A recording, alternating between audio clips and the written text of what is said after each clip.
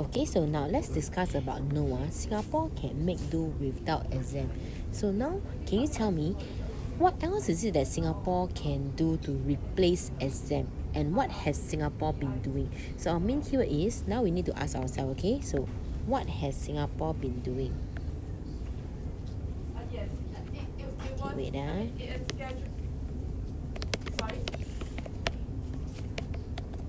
So what has Singapore been doing to replace exams? Now I'm going to type out at the bottom so it's clearer for you, okay?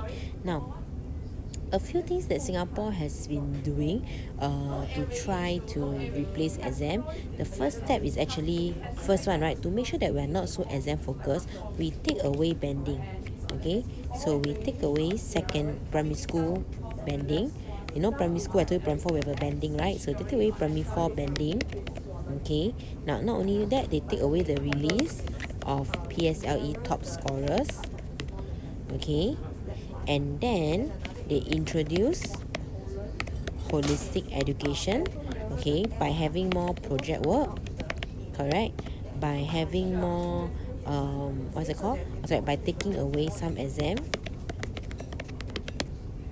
okay, so introducing small assessment instead of full paper.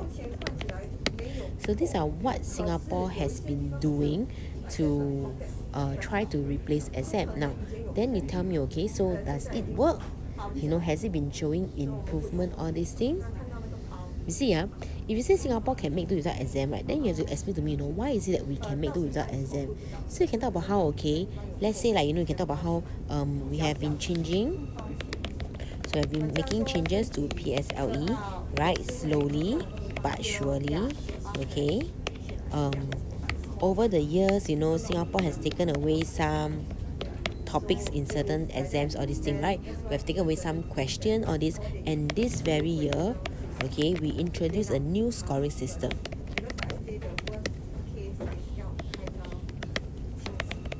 Now, this new scoring system, right, is one of a very big move for us to move on to holistic education. That's what they claim lah, okay? Why? Because they don't look at results, correct? It's go by banding, and you have a more choice. You have a higher chance of going to the school of your choice. But as a tuition teacher, if you ask me, it's actually harder to even score lah, honestly. So, but never mind about that. So you explain about how this new system is correct, and you explain about how, you know, there are some parents, okay, who are very receptive. Receptive means they are very welcoming to holistic education, okay. And you know, we can see it by how these days, right, parents are focusing a lot on sports enrichment, okay, on sports, you know, on skills, on enrichment lah. Now after that, right, you second point, you tell me, okay, for the second point, right, you can explain to me what are the things we have. So same, you can use LaSalle.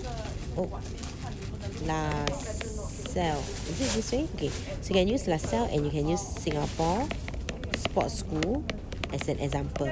So explain to me how that, you know, in Singapore we do have schools, okay, that doesn't focus on exam as much.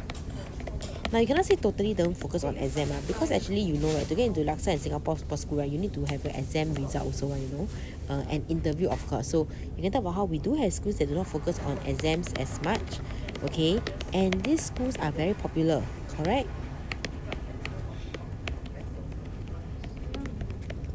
So these schools are popular, you know, and very welcoming among parents and students. Okay, so since people are very receptive to LaSalle and Singapore Sports School, right, so maybe we can have more of such school. Do you know there's another school called the what? I think the Singapore SST or something. One of my students went there. It's a secondary school, right? They focus on technology, you know.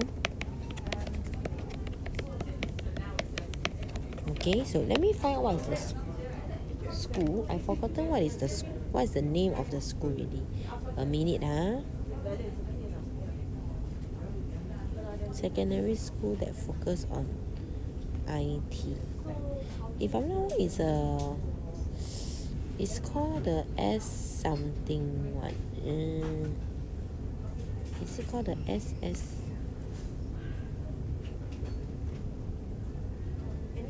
It's called the School of Science and Technology. It's a secondary school in Singapore, you know, so it's called the School of Science and Technology. Okay, or we call them the SST. So talk about how you see how at first we have LaSalle, then we have Singapore Sports Schools, then we have this SST. So Singapore actually moving more and more towards this type of path already. Okay, and with the enrollment, all these things, people are okay with the idea. So we just need more time. And by time, you know, maybe I give another decade or so, we can get rid of being exam focused.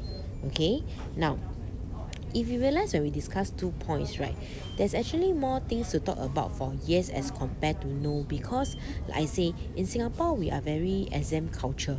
Okay, so if you want to choose no, right, you need to make sure that you can explain very well, and you must explain to me how is it that without exam, right, Singapore can still manage to people can still manage to excel, you know, Singapore can still manage to have a way to gauge the students, you know, students can still have a way to be sort out, you know, in terms of their capability, all these things. So maybe you talk about how, you know, we can sort out them in terms of, like I say, their skills, right? It could be their value, you know, it could be certain passion that they have, they might have certain talent, all these things. Okay, now after we discuss the first factor, right, I want you to think carefully. If you choose title number 1, okay, and like I said, even to choose whether is it yes or no, right, you must give example. So for yes, right, our example for the first one is to compare the culture all along in Singapore, okay, until now. And then for the other point about the limited space one, right, I asked you to compare about China. Correct. For the no one, it's a bit hard for you to compare. So for the no one, instead of comparing, right, you list examples, like, you know, you explain clearly to me what are the things that Singapore has been doing slowly to move away from exam focus. Okay, and what are the things that, you know, students can go to, what are the ways there are to gauge a child. So for no, right, the first point, like I said already, you explain to me what are the things they have been implementing, right, all the holistic, all the project work, all these things.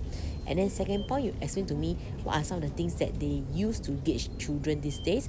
Okay, like, you know, they used to gauge children through their skills now, through their talent, through their values maybe.